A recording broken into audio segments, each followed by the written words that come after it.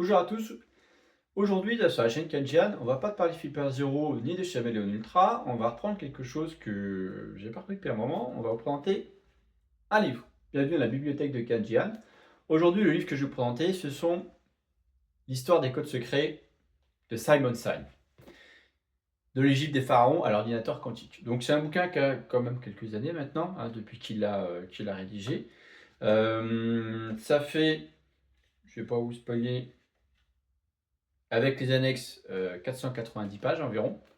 Voilà, ce sont les annexes. C'est un beau petit bouquin. Alors, une fois encore, on est dans l'univers du chiffrement, de la cryptographie, des codes secrets, plus exactement que de la cryptographie quand même si ça reste quand même des formes de cryptographie. Je vais me faire des copains si j'ai des bêtises. On dit chiffré. Voilà. Ça c'est pour la blague, ceux qui savent, c'est bien, et les autres, bah, ils chercheront notamment sur Twitter. Donc, ce petit livre a quand même un avantage, je vais pas vous en montrer, je vais peut-être vous montrer le contenu juste après quand même. C'est que contrairement à d'autres ouvrages qui sont là pour vous apprendre à casser des codes, à déchiffrer des codes, comme on aura la Bible des codes secrets que je vous présenterai dans une autre vidéo, ou des livres qu'on avait vus aux éditions du Node, les 25 énigmes ludiques pour s'initier à la cryptographie. Le but de ce livre n'est pas de vous initier au cassage de code. Il est de vous faire un peu la rétrospective de tous les codes qui ont été utilisés, plus ou moins complexes, dans l'histoire réelle. Il me semble d'ailleurs qu'il fait aussi un petit peu, je crois, alors ça fait longtemps que je ne l'ai pas lu, mais il me semble qu'il prend aussi ce qui a été fait dans la littérature, je pense notamment aux Hommes d'encens d'Arthur Conan Doyle dans Sherlock Holmes. Voilà, c'est des petits hommes avec des drapeaux. Et en fait, en fonction de la position de la personne avec un drapeau et qui a un point ou pas, ça permet d'identifier des lettres et des fins de phrases. C'est pas mal fichu d'ailleurs comme élément, mais ça se casse très vite quand on a un peu l'habitude avec les analyses de fréquence. Et donc du coup, Simon Syme, dans cet ouvrage, va revenir sur les chiffres qui ont marqué l'histoire. Donc on va parler de Wigner, du chiffre de César, bien évidemment. On va parler aussi de celui de Mary Stuart. On va parler, notamment, il y a un très bon passage sur Enigma, qui vous explique un peu plus en détail comment ils ont réussi à casser le code Enigma à Berkeley Park sous la direction d'Alan Turing. Donc Alan Turing qui était quand même un génie pour son époque. Donc on a une belle explication de la technique qu'ils ont utilisée et qui revient sur le fait de ce qu'il y avait au début des messages et à la fin des messages qui a permis aussi de casser le code. Et puis notamment cette notion d'avoir un premier message à 6h00 qui est toujours la même chose, c'est-à-dire un bulletin météo. En fait, cette routine qui permettait de caler les réceptions, notamment sur le bon code, et d'être sûr qu'on a bien reçu le bon code et qu'on puisse bien déchiffrer les messages de la journée, en fait, cette routine leur a porté préjudice. Donc, ah bah si, je les ai retrouvés là. Voilà, je vous les rapproche. Les hommes d'encens, donc qui encore retrouve dans Sherlock Holmes, donc qui les explique un petit peu. On va avoir pas mal d'autres exemples. Déchiffrable, déchiffrable. Alors là, on va avoir un carré de Wigner. Voilà. Carré de Wigner, c'était assez sympa aussi, hein.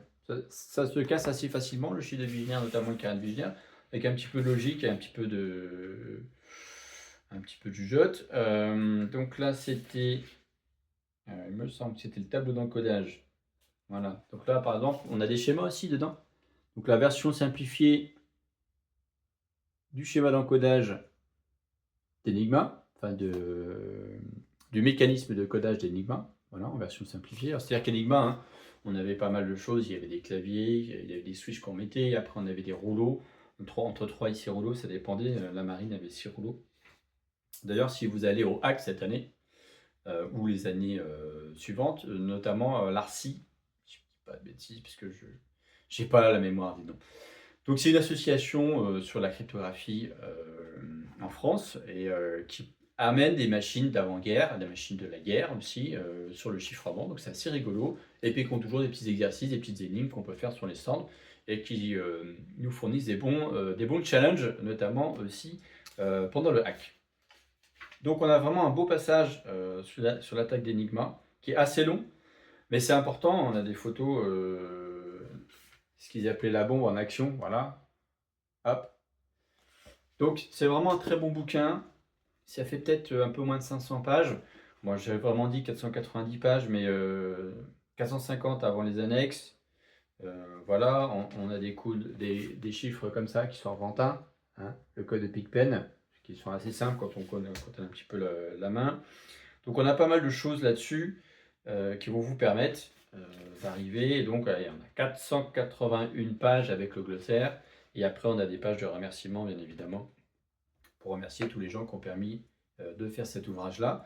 Donc vous retrouverez cet ouvrage dans toutes vos librairies, parce qu'il est encore édité de mémoire.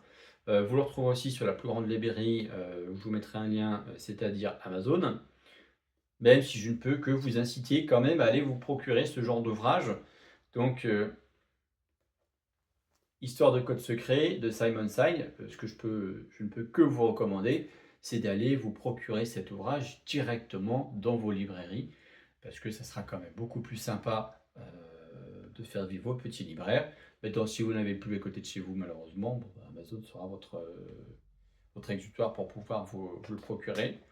Donc, un bon moment à passer sous forme romancée. Donc, on est vraiment, on raconte l'histoire des chiffres, voilà, des éléments de cryptographie classique et moderne. Donc, on a vraiment quelque chose qui est sympa, hein.